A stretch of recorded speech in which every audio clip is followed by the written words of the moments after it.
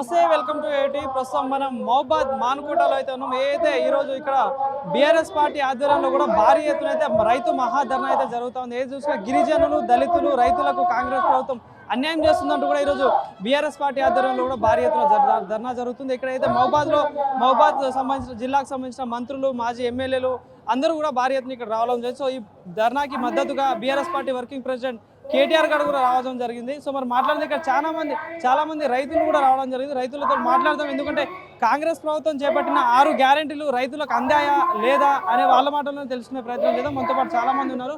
అన్న నమస్తేనే. నమస్తే. ఏం పేరు? నా పేరు ఆమ్గోత్ బికోజీ. ఎక్కడి నుండి వచ్చిలే? నాది ఉగ్గంపల్లి, చిన్నగూడూరు మండలం, మహబాద్ జిల్లా మాది.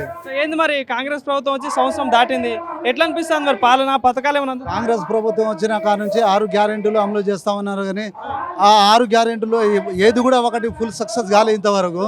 రైతు రుణమాఫీ అని అన్నారు, అది 100%లో ఒక 30% మాత్రం రుణమాఫీ అయింది, మిగతా 70% అట్నే మిగిలి ఉన్నారు. కాంగ్రెస్ పార్టీ నాయకులందరూ రుణమాఫీ పూర్తి స్థాయిలో చేసేసినాం, రైతులందరూ సంతోషంగా ఉన్నారు అంటున్నారు. నిజమే అంటారు? అది చాలా అబద్ధం.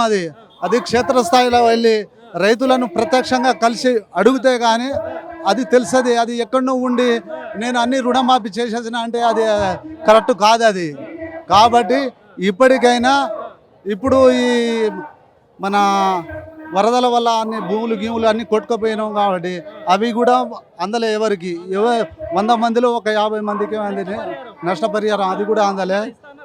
ఇస్తామన్నారు కానీ మేము అన్ని ఇచ్చినాం, అన్ని కాగితాలన్నీ సబ్మిట్ చేసినాం, కానీ ఇంతవరకు ఏం రాలేదు.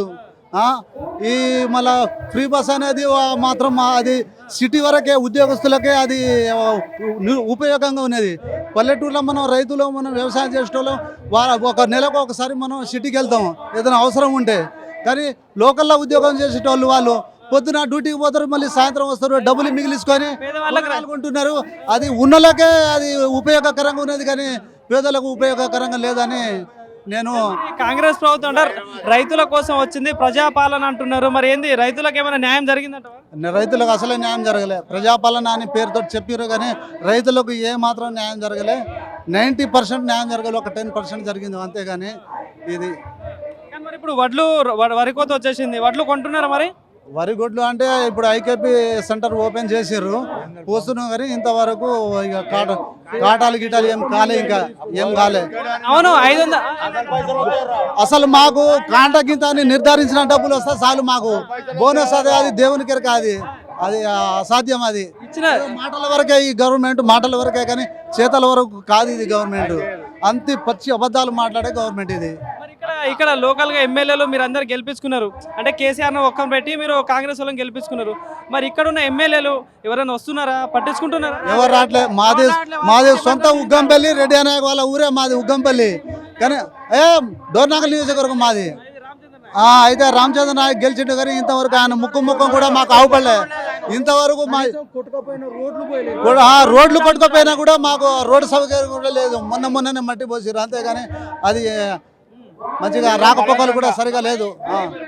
ఇంతకుముందు కాంగ్రెస్ గవర్నమెంట్ 60 సంవత్సరాలు పాలించింది, ఇప్పుడు సంవత్సరం అవుతుంది. ఎట్లా అప్పుడు కాంగ్రెస్ కి ఎట్లా ఇప్పుడు కాంగ్రెస్ తేడా ఏముంది? లేదు, కాంగ్రెస్ పాలన మంచి లేదు, అసలే మంచి లేదు.